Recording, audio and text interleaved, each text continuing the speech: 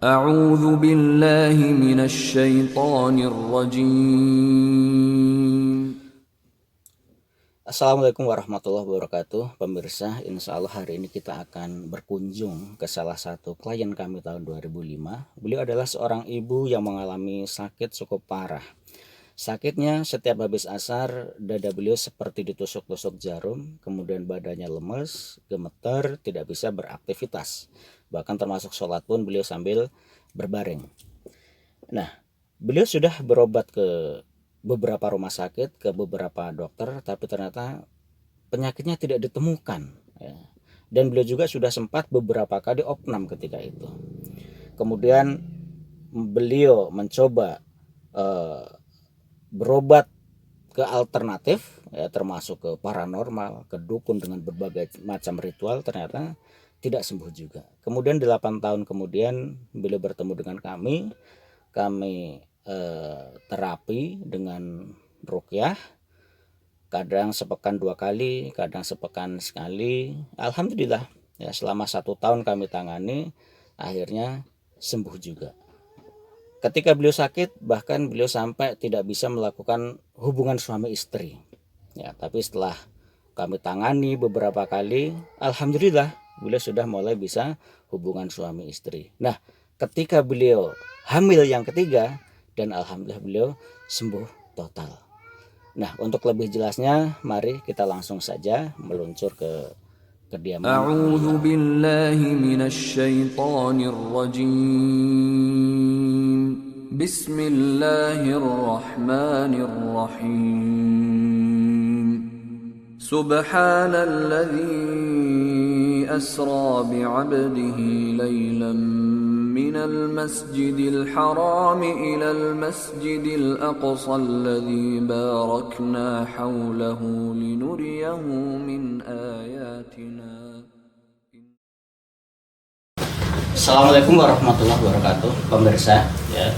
Alhamdulillah hari ini kita ketemu dengan salah satu klien kami tahun 2005, ya. Adapun identitas sengaja kami sembunyikan, ya. Kemudian keluarnya bagaimana, kemudian perjalanan beliau berobat itu bagaimana, kemudian setelah diruqyah bagaimana, langsung saja kita tanya kepada yang bersangkutan.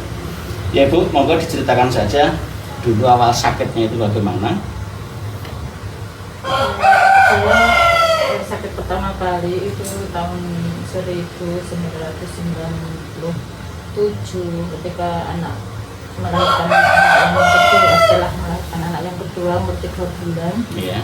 itu ya sedang pulang anak saya pangku itu, kemudian sore-sore ya habis asar gitu ya sekitar jam 4 atau jam 5 itu tuh kok tiba-tiba itu ya dada saya tuh seperti ada yang menusuk gitu, sampai saya tuh sampai terlentang gitu, anak saya di pangkuan sampai terlepas gitu. Padahal waktu ibu melahirkan yang kedua itu normal atau sesar atau gimana?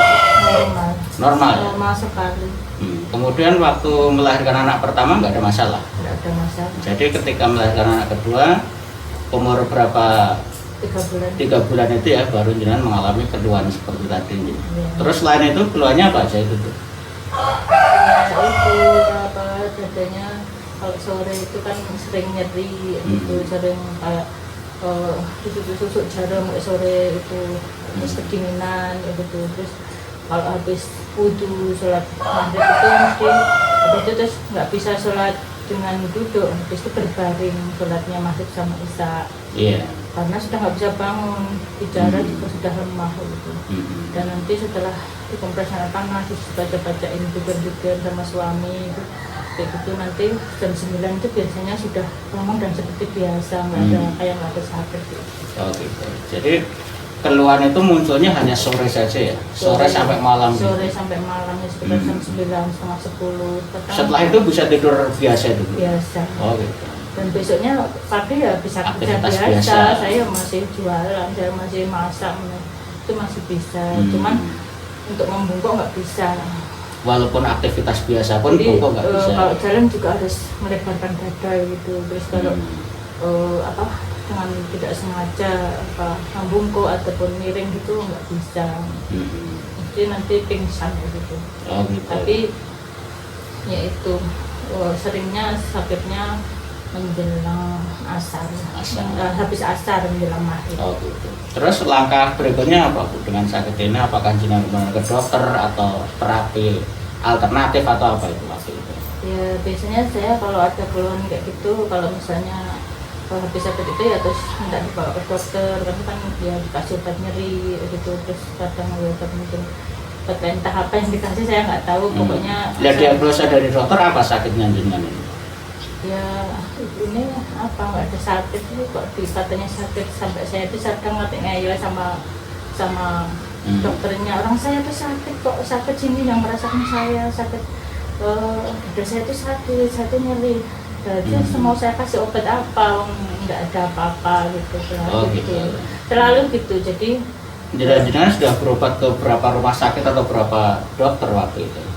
udah ganti-ganti, saya minta ganti dokter ahli penyakit jantung, ahli paru-paru, ahli penyakit dalam, semuanya itu sudah saya coba semua, sampai ke konsultasi itu juga pernah, terus spesialis yang paru-paru di Jajar itu juga pernah, tapi aku nggak ada apa-apanya. Jadi dari jenengan pindah-pindah dokter spesialis pun tidak ada ditemukan penyakitnya apa gitu? Sama sekali gitu. Oh gitu. Tapi jenengan dikasih obat juga oleh dokter? Ya dikasih, tapi saya nggak tahu itu obat apa gitu. Oh gitu. Tapi setelah saya minum pasti tak buang di tempat karena habis minum kepala saya terus pusing malahan. Karena terus tak buang di tempat itu, tak siramkan ke tanaman. Terus jenengan mahal. Oh gitu. Terus jenengan berobat ke dokter berapa lama itu? 8 tahun, selama tahun 1997 sampai 2005. Oh gitu. Dan itu setiap saya kan bekerja, jadi waktu itu ya kerjanya cuma untuk beli obat, terus 1 minggu itu kadang udah habis untuk obat habis ya? obat 400, 300, 200 gitu. Kemudian selain jenengan berobat ke dokter, mungkin ada pengobatan alternatif lain Bu waktu itu?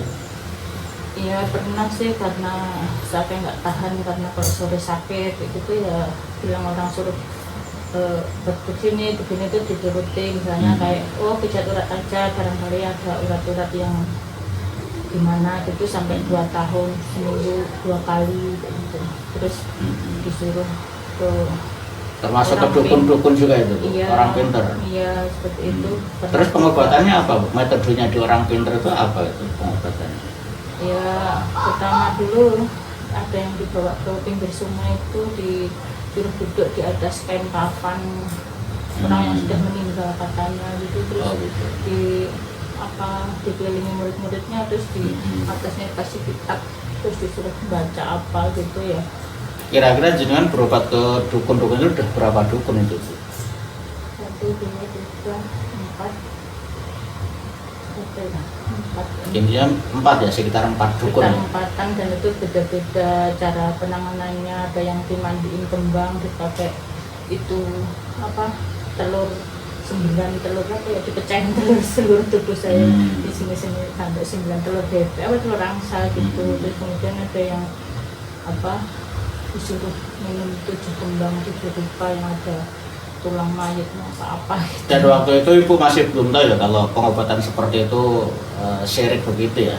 Ya nggak tahu, karena kan juga belum waktu itu memang belum ke majelis taklim gitu. Jadi mungkin waktu sekolah juga pernah diajarkan ke dukun itu syirik, cuman waktu itu karena sakitnya nggak tahu harus gimana gitu. Iya.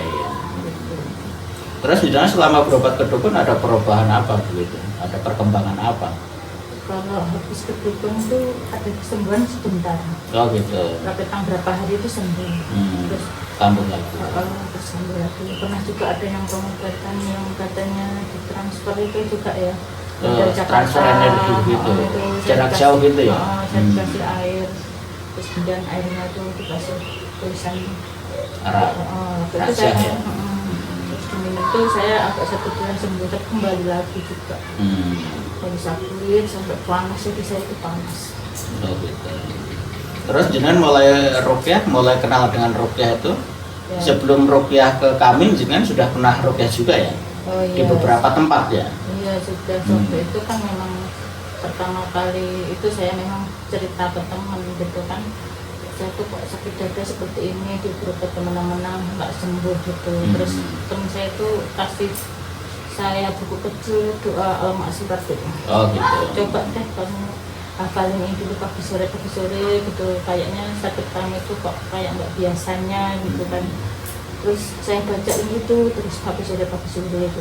Terus habis itu saya bilang ke teman saya, udah tak bacain, terus coba deh kamu ruqyah aja ke salah satu ustadz ini loh gitu. Terus itu kan, terus ya itu saya nyoba itu kan ternyata memang ya benar.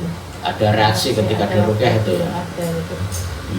Jadi saya semakin yakin kalau penyakit saya itu memang bukan medis, jadi pengobatannya memang harus lewat jalan ruqyah. Iya. Dan keluhan jenengan waktu itu bukan hanya fisik aja kan Bu ya, sampai masalah hubungan suami istri pun terganggu gitu ya waktu itu ya? Ya cuman malas saja gitu. Malas untuk melayani gitu ya? Itu ya. Itu berjalan berapa lama Bu jenengan tidak malas untuk melayani itu? Ya selama sakit ya bertahun-tahun, selama sakit kan 1997 sampai 2005. 2005 jenengan mulai ruqyah di tempat kami ya waktu itu? Ya, terus kami ruqyah selama 1 tahun, terus setelah itu. Kalau dihitung berapa kali ruqyah dengan kami waktu itu? Ada 50 kali. Nggak bisa ngitung itu kan 1 minggu sekali, kadang 2 kali gitu kan. Waktu itu kan memang ya ada perubahan, cuman waktu itu kan kadang masih ada rasa sedikit kadang ya ada nyerinya gitu kalau nggak segera dibalikin gitu kan. Tapi kalau udah bisa muntah itu sudah enak. Kemudian jangan dulu menjalani ruqyah itu dengan kami gitu ya, sampai total sembuh itu sekitar berapa lama itu Bu? Ya, selama hampir 1 tahun, tapi itu pun ya? juga kami membentengi diri dari dalam juga. Setelah itu saya ruqyah mandiri ya? mulai pakai kerudung yang menutup aurat, terus kemudian mulai ikut taklim, mulai baca Quran, mulai sholat mulai dikerjakan ya, seperti tahajud, terus duha, terus puasa Senin Kamis, itu pokoknya apa yang memang diperintahkan Allah buat kami kerjain semaksimal mungkin gitu. Dan alhamdulillah sembuh ya tahun 2006 itu ya? 2006 terus saya hamil. Dan tahun 2006 hamil ya? Iya. Oh, iya. Sekarang sembuh. Sekarang usia berapa? Setelah hamil kemudian sembuh keluhan-keluhan itu? Sembuh sama sekali tidak pernah. Terus sekarang anak ketiga usia berapa itu? Sudah sampai kelas 1 tuh sekarang usia 13 tahun apa? Oh gitu.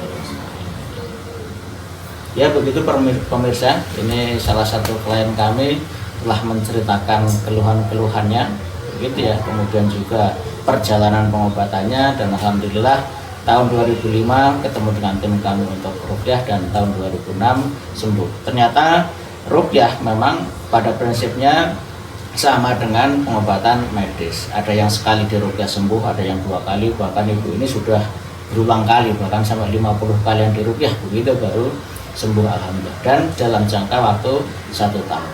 Namun selain diruqyah, beliau juga selalu membentengi diri dengan memaksimalkan ibadah, kemudian rutin ikut kajian begitu ya, dan sampai sekarang alhamdulillah beliau masih istiqomah. Demikian pemirsa ya, testimoni dari salah satu klien kami, semoga bermanfaat. Assalamualaikum warahmatullahi wabarakatuh. Huwas-sami'ul basir. وآتينا موسى الكتاب وجعلناه هدى لبني إسرائيل